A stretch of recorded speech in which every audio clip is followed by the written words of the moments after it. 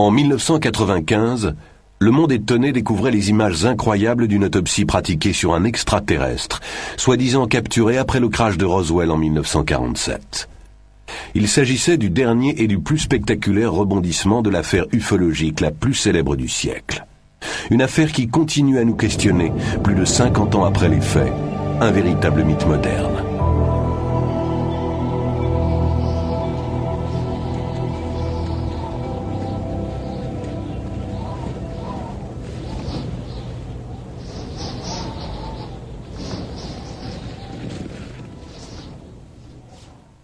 They say this place is west of Lost. Un coin perdu au fin fond de la campagne.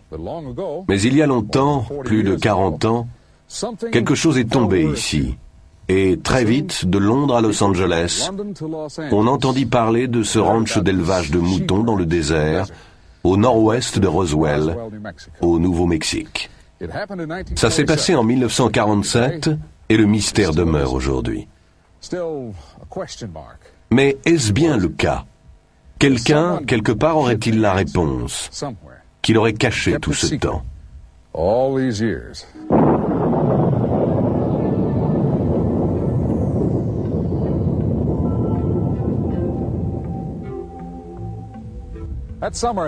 Cet été 1947, on se relevait de la guerre la plus terrible de l'histoire.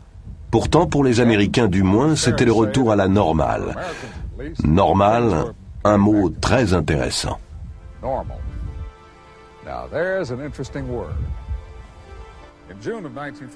En juin 1947, Kenneth Arnold, pilotant son avion personnel près du mont Rainier, dans l'État de Washington, aperçut quelque chose de tout à fait anormal. Par la suite, il décrivit les 9 objets comme un groupe de disques bondissant à travers le ciel, comme des soucoupes volantes. La presse s'en empara, soucoupe volante. Le mot est resté. Et très vite, on aurait dit que plus les journaux en parlaient, plus on voyait de soucoupes volantes. Ici, au Nouveau-Mexique, en juin-juillet 1947, on a vu des observations multiples de ces disques, ou soucoupes volantes. Des observations peut-être réelles, peut-être pas. Et si on les a bien vues, ces lumières ont pu n'être que des reflets, des phénomènes naturels dus à des transitions de température, comme les mirages. Sinon, si c'était des engins volants, à qui appartenaient-ils et pourquoi ici, au Nouveau-Mexique ?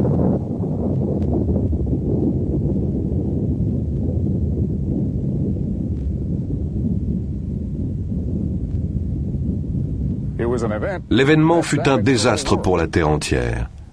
Car depuis cette première bombe d'Hiroshima, nul ne se sent plus en sécurité sur Terre. Alors, c'était prévisible, lorsque les disques volants sont apparus, les militaires américains y ont vu la main des Russes. Mais d'autres avaient une théorie différente. Comme l'a écrit le grand poète John Donne, « Nul homme n'est une île ». Et s'il en allait de même de notre planète ? Dans le choc suivant les premières bombes atomiques, pensait-il, par-delà ces vastes océans intersidéraux, il y aurait quelque chose à l'écoute. La première bombe atomique a explosé dans le désert du Nouveau-Mexique, près d'Alamogordo, à 160 km d'ici, au sud-ouest. C'était le 16 juillet 1945, 2 ans peu ou prou avant les premiers signalements de disques volants. Après la guerre, la recherche sur les armements et fusées se poursuivit à Alamogordo et dans une zone voisine du nom de White Sands. On dirait le Sahara. Ça ne l'est pas. On dirait du sable et ça n'en est pas. Ce que vous voyez là, c'est des dunes de gypse blanc. Illusion naturelle voisine d'un autre lieu qui cache son jeu. Le polygone de fusée de White Sands. Après la Seconde Guerre mondiale, les États-Unis ramenèrent plus de 100 savants allemands pour travailler à la conception des fusées. À leur tête, le docteur Werner von Braun, aujourd'hui décédé. Le 16 avril 1946, une première adaptation américaine de la fusée allemande V2 était lancée du polygone d'essai de White Sands. D'autres tirs furent couronnés de succès cette année-là. le 13 juin, le 10 octobre et le 17 décembre. Le vol de décembre culmina à une altitude de 18 600 mètres.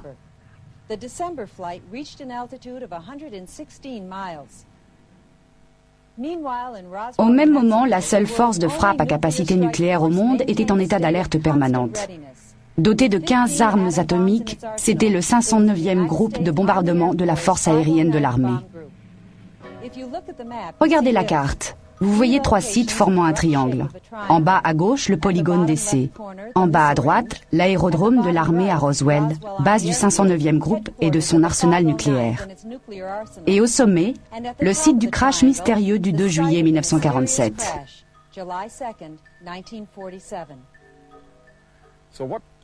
Alors, qu'est-ce qui s'est crashé ici? Un appareil de reconnaissance ennemi? Un appareil russe genre U-2? Cela ne tient pas. Les forces aériennes de l'armée et le Pentagone sont vite intervenus pour présenter une autre version, on le sait. Mais des indications emportent la conviction. La version officielle était fausse. Là, dans ces larges espaces, dans le haut désert du comté de Lincoln, le ciel semble aussi vaste que le territoire où souffle le vent, où les moutons paissent. Et le temps semble s'armer de patience, comme l'œil du vieil Indien. Un rancheur du nom de Mac Brazel s'était installé ici. Le 3 juillet au matin, il fit la découverte. Dispersé sur une aire d'1 kilomètre de long environ, sur quelques 80 mètres de large, un bric-à-brac de débris de choses. Il y en était tombé partout, dans le sable humide, dans les rigoles emplies d'eau de pluie. La nuit d'avant, un violent orage s'était abattu sur le désert. Mais Mac Brazel s'est souvenu d'un coup de tonnerre plus fort que les autres, presque trop fort pour que ça soit du tonnerre. Et là, avec ces débris jonchant le sol, il s'est demandé, le tonnerre ou une explosion?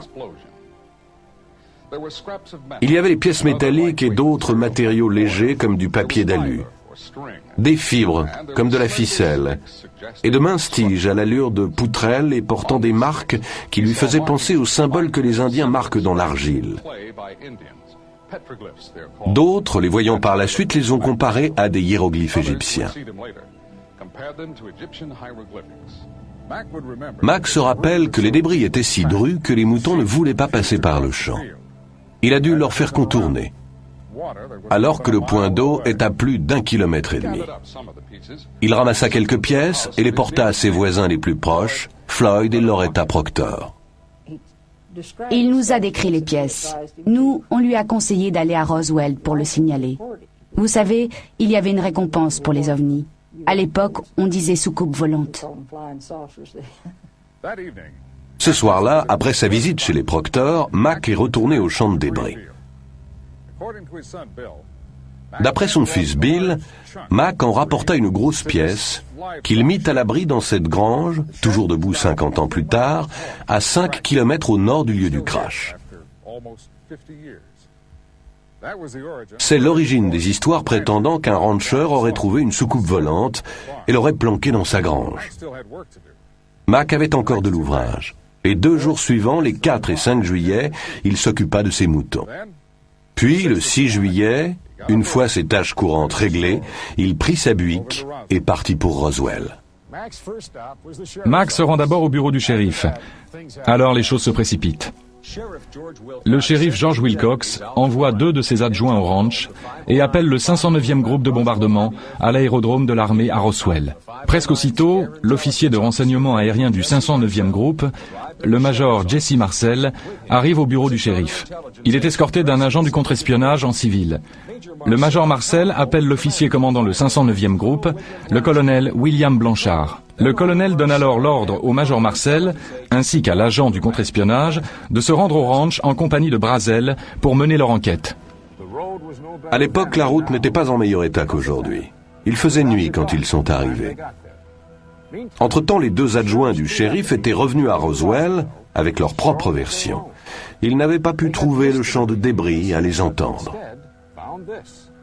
En revanche, ils avaient découvert ceci, un cercle de sable vitrifié dans un pâturage.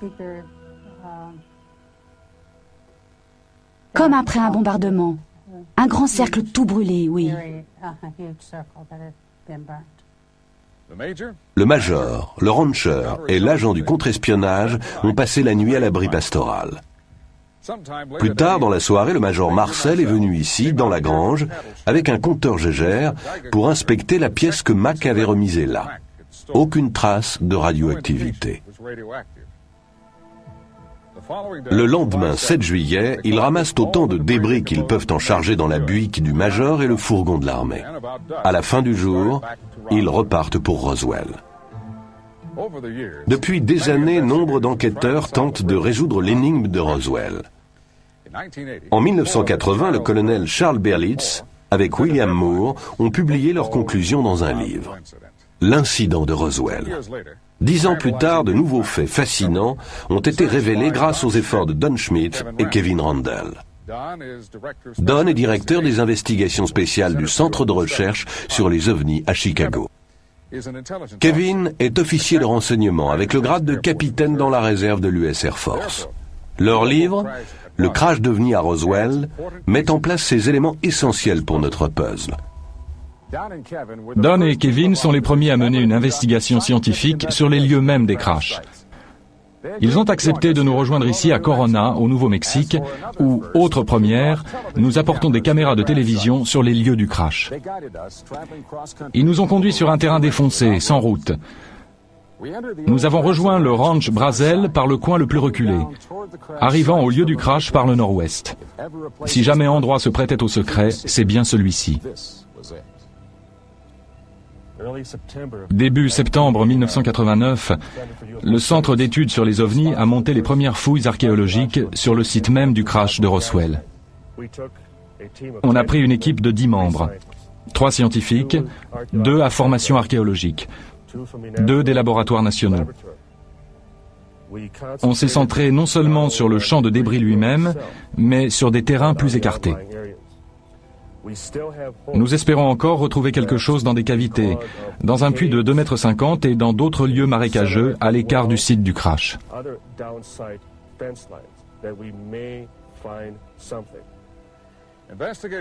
Les enquêteurs Schmitt et Randle ont établi que presque dès le départ, le colonel Blanchard et les membres de son état-major étaient convaincus que quelque part dans le désert se trouvait l'équipage de l'engin, peut-être encore en vie. L'après-midi du 8 juillet, Mac Brazel est emmené dans un appareil de l'armée au-dessus de son ranch pour aider à la recherche de l'équipage disparu ou de leur corps. Dans ses recherches, Kevin Randle a retracé l'itinéraire suivi par cet appareil. Nous lui avons demandé de refaire le parcours, cette fois avec une de nos caméras à bord. Pas de doute, le 8 juillet, le 509e groupe de bombardement lance une opération de reconnaissance aérienne. Ils veulent trouver le reste de l'engin. Ils pensent que l'épave doit être plus importante que le champ de débris. La reconnaissance aérienne pouvait servir à ça. L'idée, c'est que, en emmenant Mac Brazel, rancher connaissant bien le terrain, si on retrouvait des éléments de l'engin, il pourrait ensuite les conduire directement sur le site. L'engin a fait une reprise, il a décollé du champ de débris, il a laissé un sillon et pris de l'altitude.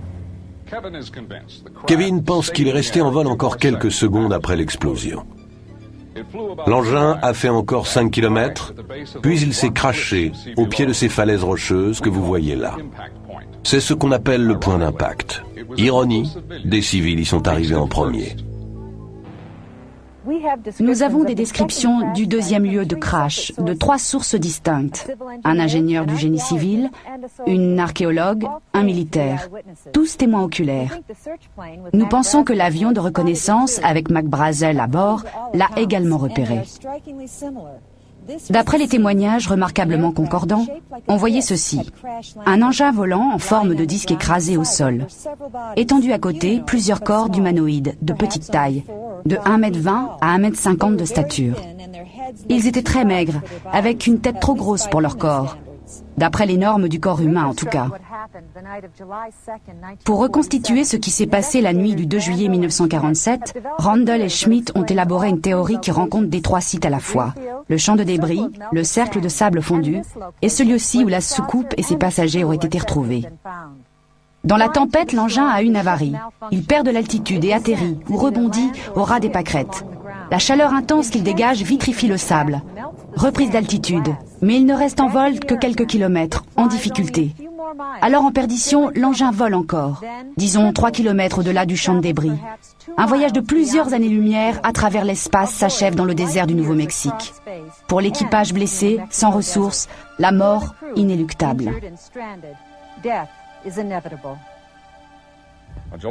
Le 8 juillet, quand le deuxième site de crash est découvert, les choses vont se précipiter. Les premiers soldats arrivés au disque découvrent que des civils les ont précédés. À la base, on reçoit des coups de fil, ça n'arrête pas. Le monde est galvanisé par le communiqué de presse officiel. Il annonce que le 509e groupe a récupéré une soucoupe volante. Walter Haut vit toujours à Roswell. Il s'y est établi après avoir démissionné de l'armée de l'air. Le lieutenant Walter Haut était l'officier chargé de l'information du 509e groupe. C'est lui qui rédigea le communiqué de presse. Bientôt, on reprocherait au lieutenant son initiative malvenue et son enthousiasme naïf. Je crois qu'on m'a encadré, pas moi seulement, mais le colonel Blanchard aussi. Je ne vois qu'un seul motif. Il voulait occulter l'histoire et garder tout ça secret.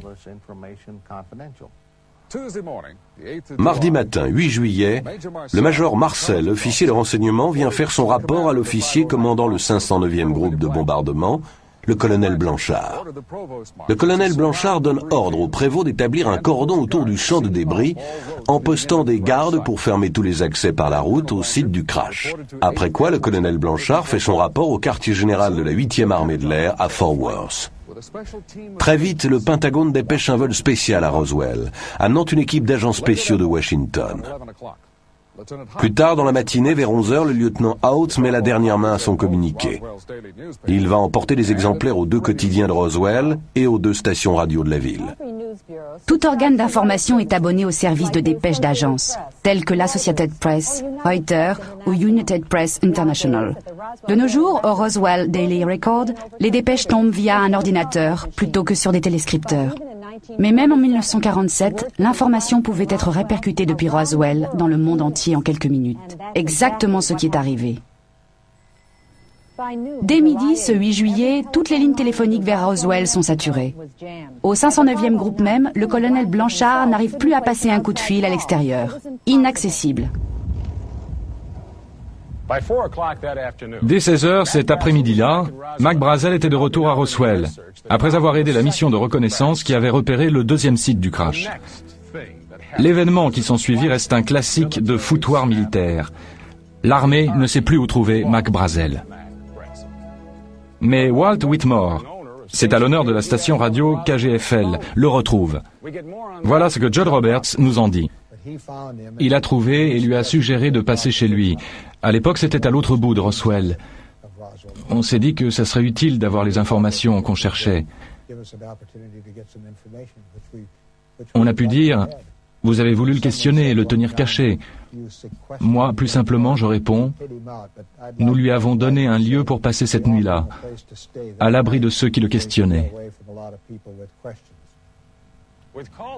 Toujours assailli d'appels, d'aussi loin que Londres ou Hong Kong, le Roswell Daily Record fait ses gros titres avec l'affaire.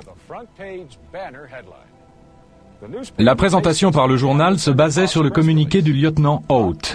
Mais nous le savons aujourd'hui, plus de 40 ans après, les médias étaient sur le point d'être coupés des faits, victimes d'une campagne de désinformation.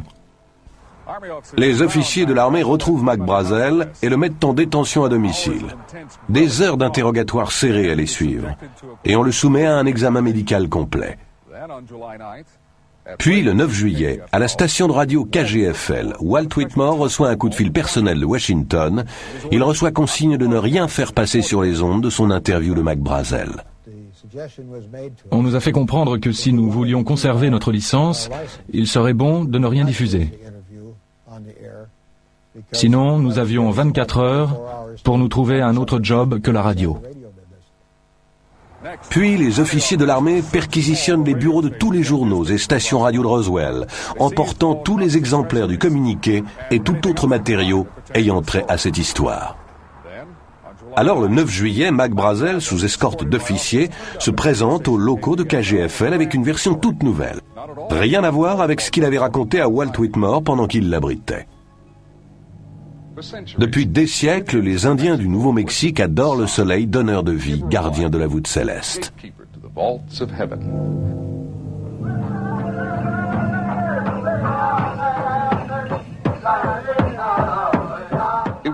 C'est pour en savoir plus sur l'antique culture indienne qu'un groupe d'archéologues s'était rendu dans le désert le 8 juillet 1947 au matin.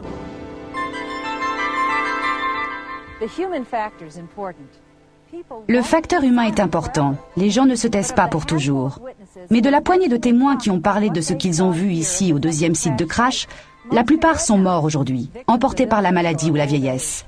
Nous ne pouvons que rappeler qui ils étaient, leurs multiples différences, et aussi le fait qu'ils disent tous avoir vu les mêmes choses.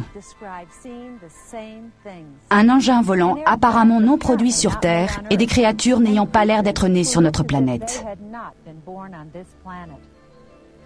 Une fois le deuxième site de crash repéré, l'armée fit très vite. De l'avion où il était embarqué, Mac Brazel guida les hommes de troupes dans leur approche. Mais avant que l'armée n'arrive, un ingénieur du génie civil faisant un relevé pour un programme d'irrigation était tombé sur le site par hasard. Son nom, Grady Barnett. De l'accord de tous, une personnalité bien carrée. Proche de Barnett, Vern Maltese se rappelle son ami évoquant sa découverte des corps et sa description de ceux-ci. Il m'a dit, « Bon, je vais te raconter quelque chose que je ne suis pas censé divulguer. » Il a trouvé cet objet au sol qui était de la forme d'une soucoupe volante éventrée. Alors il est sorti de son camion et il est allé voir. Et il y avait 4 humanoïdes gisant par terre. Ils étaient couverts d'une sorte d'ensemble de couleur terne, haut de 90 à 120 cm. Ces habits étaient très ajustés et ils les couvraient entièrement, sauf la tête et les mains qui étaient découvertes. La tête était sans cheveux, un peu en forme de poire. Les mains étaient nues.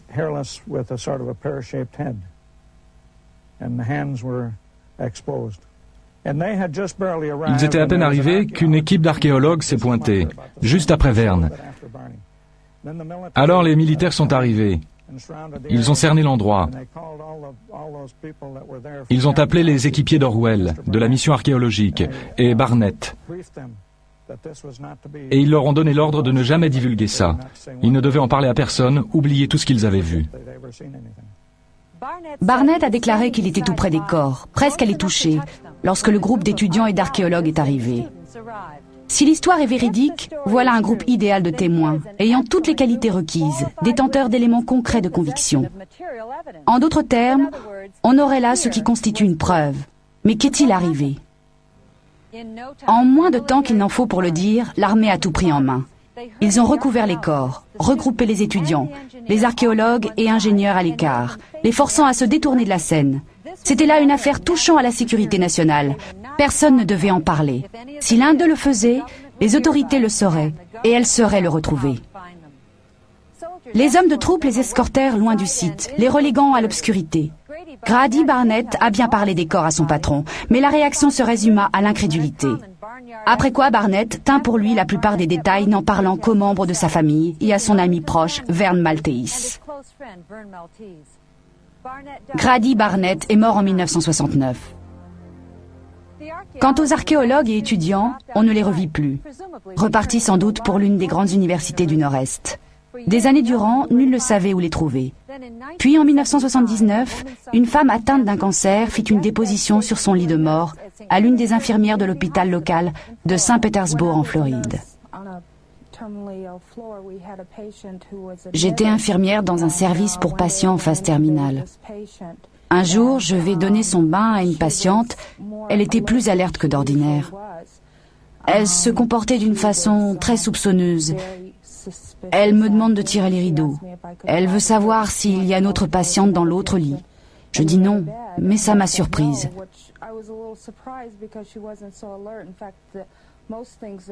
Elle n'arrêtait pas d'appeler un certain nom. Elle s'est mise à me parler. Elle me dit qu'il y a une chose qu'elle devait dire à quelqu'un. J'ai gardé ça longtemps, me dit-elle. Alors elle m'a raconté que bien avant, elle était partie avec un groupe, collecter des roches. Elle répétait « Je n'étais pas censée être là ». Et j'y suis allée. Et encore, si seulement j'avais pas fait ça. Elle me dit qu'ils étaient dehors à marcher, qu'ils sont arrivés à une colline, ils l'ont passée. Et alors ils ont vu un grand objet qui brillait, très gros. Ils ont voulu le voir mieux. Alors ils se sont approchés. C'était un gros objet par terre, circulaire. Et par terre, il y avait des sortes de couvertures. L'un des gars de l'équipe est allé voir, retirer des bâches. Et elle m'a dit qu'il s'agissait d'êtres tout petits. Elle ne pouvait pas le croire. Vraiment des êtres de petite taille. Ils avaient des têtes très grosses, de très grands yeux. Et ils étaient couverts d'une sorte d'étoffe brillante. Je me rappelle pas si elle a parlé d'une couleur. Je crois qu'elle a dit bleu, mais là je ne me souviens pas vraiment maintenant. Mais c'était si brillant que c'était comme du liquide ou du vif argent. Mais alors elle s'est montrée très ennuyée. Elle m'a dit « Vous n'en parlez à personne, jamais à personne ». À ce moment-là, elle a juste commencé à regarder dans la pièce. Elle avait un comportement très paranoïaque et elle m'a dit « Parce qu'ils peuvent toujours vous retrouver ». Et moi, qui peut toujours nous retrouver? Elle m'a dit « Les autorités ».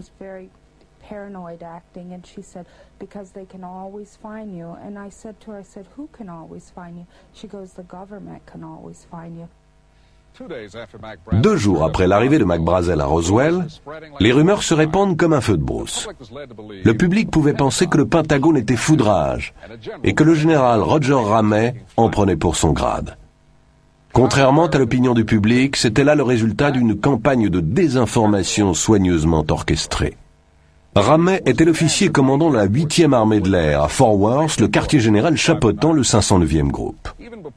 Avant que le 509e groupe n'engage la collecte des pièces et la recherche des corps, le quartier général de la 8e armée de l'air avait contacté le Pentagone. Le matin du 8 juillet, le vol spécial était organisé qui amenait une équipe d'experts du contre-espionnage de Washington à l'aérodrome de l'armée à Roswell. Le général et le Pentagone allaient sceller le couvercle.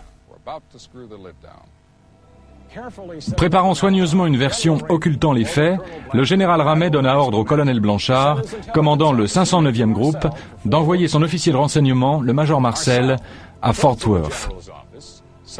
Marcel apporta au général des éléments de débris rangés dans une caisse. Laissant la boîte sur son bureau, le général conduit alors le major dans une autre pièce, lui proposant de consulter une carte. À leur retour, la caisse a disparu. À la place, on a un vieux ballon météo. Alors le général Ramey fait entrer les journalistes. Une simple erreur, déclare-t-il. Le major Marcel et le 509e groupe s'étaient trompés. Et le général ajouta que ce type de ballon était d'un modèle nouveau, affaire classée dès le milieu de l'après-midi. Mais, nous le savons maintenant, des éléments de débris avaient été livrés au général, plus tôt ce même jour. Si c'était juste un ballon, pourquoi ne pas le dire tout de suite, mettant fin à la question et rassurant du même coup le Pentagone? Le docteur Jesse Marcel Jr. avait 11 ans lorsque son père, le major Marcel, rentra une nuit avec une cargaison d'objets étranges dans sa voiture. Le docteur Marcel s'est établi aujourd'hui à Helena, dans le Montana. Il se souvient que son père l'a réveillé vers 2 heures du matin pour lui montrer, ainsi qu'à sa mère, ce qu'il avait trouvé. Ce qui était vraiment exceptionnel, c'était des marques sur une partie des pièces de l'épave.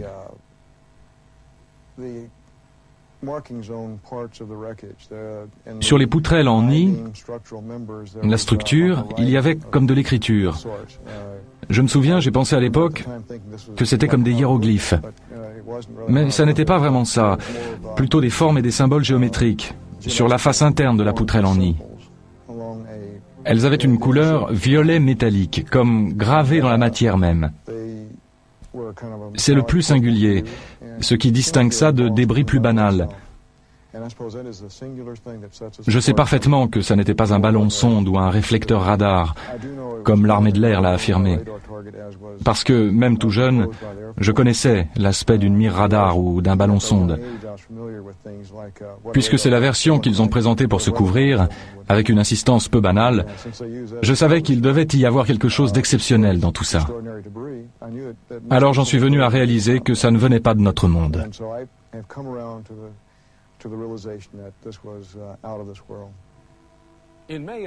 En mai 1980, le docteur Marcel a accepté d'être mis sous hypnose.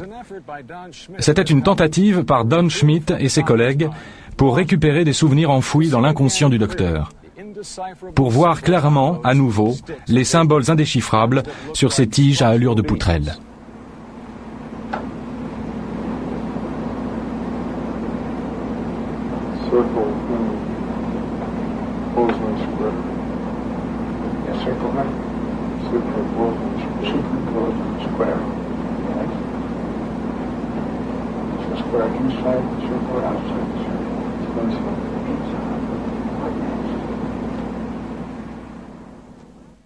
Ici, sur le champ de débris, pendant que le général diffusait la version du ballon-sonde, des escouades de soldats étaient toujours à charger des brouettes. Vous vous rendez compte? Des barrages routiers, des mitraillettes et au moins 16 hommes avec des fourgons pour récupérer un ballon comme ça? On a retrouvé d'autres ballons-sondes ramenés par des civils. Ils étaient assez petits pour être rangés dans le coffre d'une voiture. Même le nouveau modèle de ballon évoqué par le général y serait rentré. D'ailleurs, Mac Brazel a déclaré qu'il savait de quoi les ballons-sondes avaient l'air. Il en avait déjà retrouvé sur son ranch.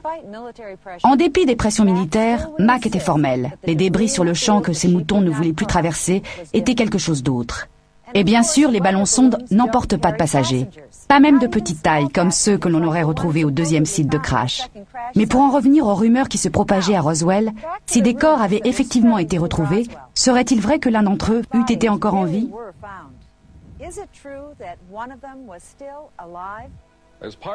Pour leurs investigations, Don Schmitt et Kevin Randle se sont entretenus pendant 2 ans avec plus de 250 témoins en rapport avec le crash de Roswell. Ils ont écarté les témoignages de seconde main. Ils ont éliminé les sources peu fiables, suspectes d'exagération ou d'informations fantaisistes. Pour la préparation de ce documentaire, nous avons enregistré des entretiens avec plus de 25 personnes dont les antécédents ont été vérifiés et soigneusement passés au crible. Nombre d'entre elles ne se sont jamais rencontrées. Et pourtant, leurs versions s'accordent toutes. Chaque élément du puzzle venait s'encastrer, rien n'indiquait une collusion. Jack Rodin a grandi à Roswell. Il y vit toujours. En 1947, son père, photographe professionnel, était de ceux qui suivirent l'affaire. Jack se rappelle toujours 4 mots énigmatiques. Un jour ou 2 après l'annonce de la version du ballon météo, je l'ai interrogé là-dessus. Je voulais savoir ce qui se passait vraiment, ce qui s'était produit. Et il a prononcé ces mots. Ils l'ont tué. Il avait ce pouvoir de dire plein de choses en peu de mots. Des mots qui pouvaient se comprendre de plus d'une façon. Je lui ai demandé, tu veux dire quoi? Ils ont tué l'affaire? Et lui n'en voulait pas démordre. Il répéta seulement, ils l'ont tué. Et moi, ils ont tué quelqu'un? Alors je ne pouvais pas insister. Je me suis abstenu. Mais je n'ai pas oublié. Frankie Rowe a tenté de ne pas se souvenir. Elle affirme avoir reçu des menaces. Elle devait tout oublier sur l'incident sous peine d'être séparée de sa famille ou d'être mise en prison. Mais des années plus tard, à mesure que des pans de l'histoire étaient publiés, les souvenirs de Madame Rowe sont revenus en force. Les souvenirs et la colère. À présent, elle est convaincue que le public américain a le droit de tout savoir, toute l'histoire, et même de petits fragments, comme ces fragments de métal qu'elle a vus et qu'elle a touchés. Il a sorti sa main de sa poche. Il tenait un morceau de ce matériau roulé en boule, une boule minuscule. Il l'a laissé tomber sur la table. Ça s'est répandu comme du liquide ou du mercure, sans un pli. On a tous pu le toucher, le ramasser. On pouvait le plier, pas de froissement, pas de bruit. C'était très mince, très brillant, comme de l'argent. Un carré de 30 cm. Et je n'ai aucune idée de ce que c'est devenu.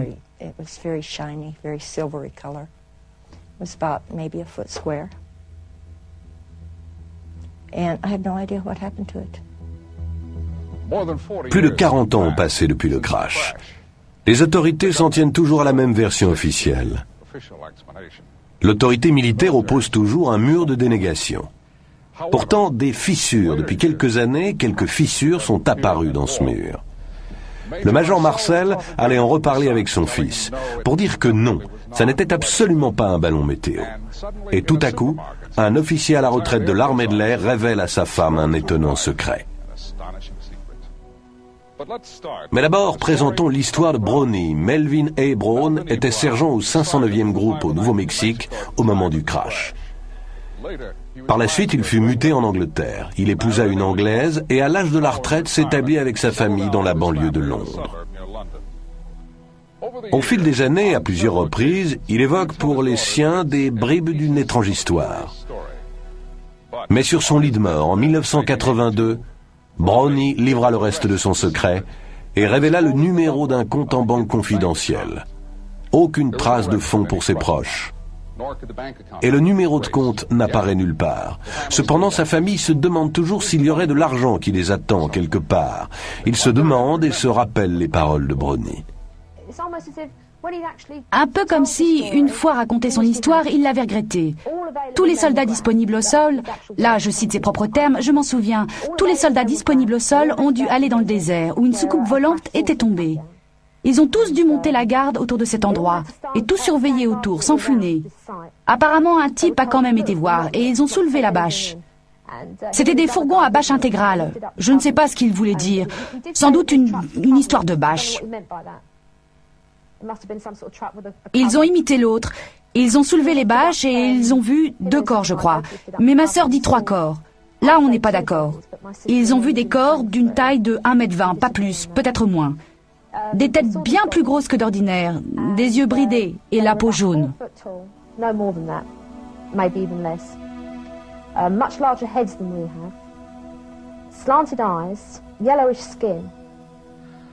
Bien loin de Londres, dans le comté de Lincoln, au Nouveau-Mexique, nous avons voulu joindre un témoin insaisissable qui a une histoire encore plus incroyable à raconter. Nous l'avons retrouvé ailleurs. Nous nous sommes engagés à ne pas révéler ses coordonnées. Il s'appelle Glenn Dennis. Et en 1947, il était entrepreneur de pompes funèbres, dirigeant l'entreprise de pompes funèbres Ballard à Roswell, au Nouveau-Mexique. Ici à Roswell, l'après-midi du 8 juillet, les pompes funèbres de la ville se mirent à recevoir des appels émanant de l'hôpital de la base aérienne. Il s'agissait des questions sur la préservation des tissus, l'effet de tel ou tel produit sur les tissus. Et des sociétés à Roswell reçurent commande d'une importante quantité de neige carbonique. Après 4 ou 5 coups de fil reçus aux pompes funèbres, le responsable conclut qu'il devait y avoir eu un crash avec mort d'homme à la base aérienne. C'était le début de l'histoire la plus remarquable liée au crash de Roswell. Voici l'homme dont nous parlons. L'entrepreneur de pompes funèbres, Glenn Dennis. En 1947, il était directeur de l'entreprise de pompes funèbres Ballard à Roswell. Ces coups de fil formaient les préludes de menaces de mort.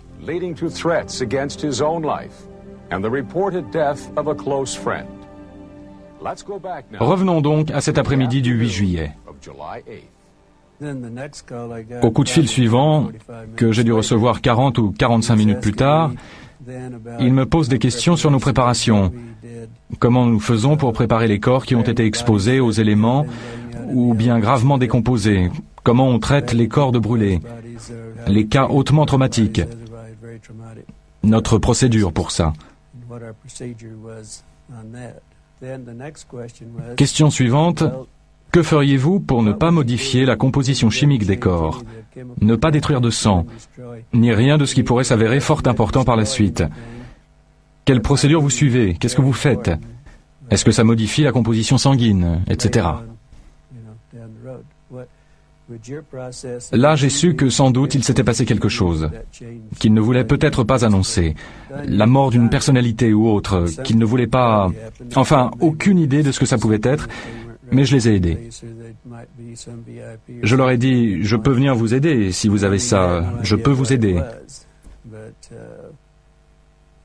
Et l'on me répondit, non, c'est pour plus tard, histoire de savoir comment procéder.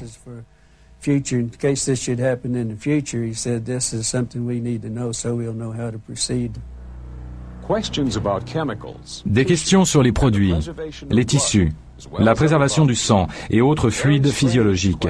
Des questions bien bizarres. Si les médecins de la base étaient en train d'autopsier les restes, au moment de ces coups de fil, il s'ensuit que dès le 8 juillet, les corps avaient été enlevés du 2e site du crash et déposés à l'hôpital de la base, ce qui correspondrait à des détails clés du récit du sergent Brown. La version de Glenn Dennis corrobore ce que dit le témoin Frankie Rowe. Il pensait que celui qui était en vie avait été emporté à l'hôpital de la base.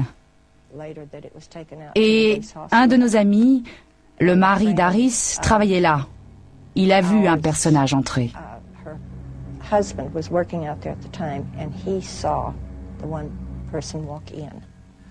Plus tard dans l'après-midi, Glenn Dennis amène un aviateur blessé à l'hôpital de la base suite à un incident de circulation. Entrant en salle d'urgence, Dennis vit des débris à l'arrière d'une ambulance de l'armée garée là. Ce que j'ai remarqué d'insolite à ce propos, c'était des inscriptions ou une bordure autour du fragment, une dizaine de centimètres, mais ça suivait le bord de ce fragment d'épave. Et à ce moment, une fois entré, j'ai songé à quoi ressemblait ce fragment. Ça m'a fait penser à une inscription égyptienne, peut-être des figures. After I got back, I got to thinking about this and what the border looked like, and it kind of reminded me, of an Egyptian inscriptions of figures and whatever. Et là, une autre pièce de notre puzzle se met en place. Il semble que le médecin était en plein examen des corps lorsque M. Dennis est entré dans la salle d'urgence. Ils étaient assistés par une infirmière dont il nous dit que c'était une proche amie. Une des infirmières, lieutenant du corps des infirmières, que je connaissais très bien, elle était très remontée. Elle m'a dit « Comment tu es entré ici? Qu'est-ce que tu fais là? Sors d'ici tout de suite, ou tu vas avoir de gros ennuis. Sors vite fait. » L'infirmière s'éclipse dans une autre pièce, sans doute là où l'autopsie était toujours en cours. Mais de gros ennuis attendaient Glenn Dennis, à cause d'une remarque faite à un officier qui le bloqua à la sortie. J'ai dit, on dirait qu'il y a eu un crash. Et puis encore, je vois des débris dans les ambulances. C'est sans doute là que je me suis attiré des pépins, juste là. Il me dit, un instant s'il vous plaît.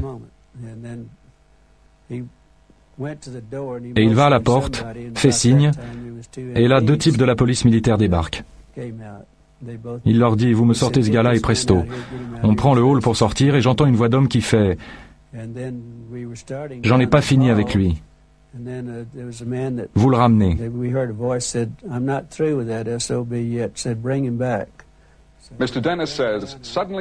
Monsieur Dennis déclare qu'on l'a brusquement fait entrer dans une pièce où il se retrouve face à 2 hommes qu'il n'avait jamais vus jusque-là, un sergent de l'armée et un capitaine aux cheveux roux.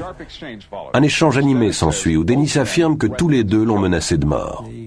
Le capitaine roux me dit, il n'y a pas eu de crash ici. Vous n'avez rien vu. Vous n'avez pas envie de raconter quoi que ce soit à qui que ce soit. Vous n'avez rien vu. Si vous faites ça, vous allez avoir de gros pépins. Bon, moi j'étais un peu remonté. Je n'aimais pas la façon dont il m'avait traité au début. Je lui fais la remarque. Écoutez, moi je suis civil. Vous ne pouvez rien me faire. Allez au diable. Ce furent exactement mes paroles. Je m'en souviens très bien. Alors le sergent noir m'a dit, « Te fais pas d'illusions, petit, ou quelqu'un ira ramasser tes os dans le sable. »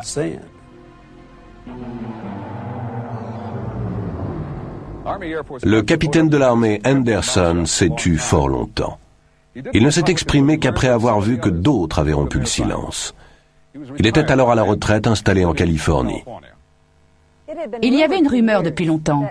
L'un des pilotes assurant un vol au départ de Roswell aurait vu les corps. Mais ce n'est qu'en 1982 que la rumeur devint réalité. Lorsque Papy Henderson parla enfin, il dit à sa femme, « Ça fait des années que je brûle de te le dire. » Nous étions à l'épicerie à San Diego, où nous vivions depuis des années, et à la caisse, là, un journal. Le Globe, je crois, avait toute une histoire sur l'affaire. D'ailleurs, j'ai gardé les journaux. Il a jeté un coup d'œil et il m'a dit, « Ça fait des années que je veux t'en parler. » J'imagine que si ça sort dans les journaux, alors ça n'est plus top secret. Alors nous avons acheté les journaux, on est allé à la voiture et il m'a dit « Lis ça ». Et j'ai lu ces articles. Il m'a dit « C'est une histoire vraie ». Et encore, non seulement je le savais, mais c'est moi le pilote qui a convoyé la soucoupe crashée jusqu'à Dayton dans l'Ohio. J'étais abasourdie. Et si ça n'avait pas été papy, sans doute que je ne l'aurais pas cru. Mais il était très sûr de son fait. Et il me disait toujours la vérité, sans le moindre faux fuyant. Alors je l'ai cru. Mais à l'époque, si on disait qu'on avait vu un engin intergalactique ou une soucoupe volante, votre réputation était faite. Une cinglée. Alors, on n'en a pas beaucoup parlé. Mais ça faisait des années, quand on lui demandait ce qu'il pensait des soucoupes volantes, sa réponse était toujours « pas de fumée sans feu ». But years before, when people would ask him what he thought about flying saucers, his answer was, "There's something to it." Près de 50 ans plus tard, la version officielle n'a toujours pas varié. Mais qu'un vaisseau spatial se soit écrasé ou non au Nouveau-Mexique, une chose reste certaine. Les histoires touchant à l'incident ont été ensevelies depuis des dizaines d'années sous plusieurs strates de secrets, ce qui amène à la question la plus fascinante de toutes. Pourquoi ? La preuve de l'existence d'une vie intelligente sur une autre planète ruinerait-elle notre civilisation? Mettrait-elle à bas l'édifice de la science? Minerait-elle la religion? Est-ce cela que l'on craint? Il y a des siècles, ces mêmes craintes motivaient les adversaires de Copernic et de Galilée, qui ont révélé les vérités de base que tout écolier sait de nos jours, que le Soleil est le centre de notre système solaire et que la Terre tourne autour de lui. Ou bien y a-t-il encore autre chose? Les visiteurs, à supposer qu'il y en ait, pourraient-ils être des prédateurs, sans égard pour les vies et les souffrances humaines? Nos leaders nous ont-ils protégés d'une vérité terrifiante? Même alors, quel intérêt présentent pour nous tous ces secrets? Quelques décennies de fausse tranquillité? Eh bien, les choses évoluent. Alors que nous en sommes au terme du XXe siècle, nous sommes arrivés à la fin du temps de l'innocence. Les gens exigent la vérité. Et pourtant, c'est une vérité qui pourrait nous ébranler. Nous ne serons peut-être plus jamais assurés d'être maîtres chez nous, ici sur Terre, ni même tout à fait certains d'être seuls dans l'univers.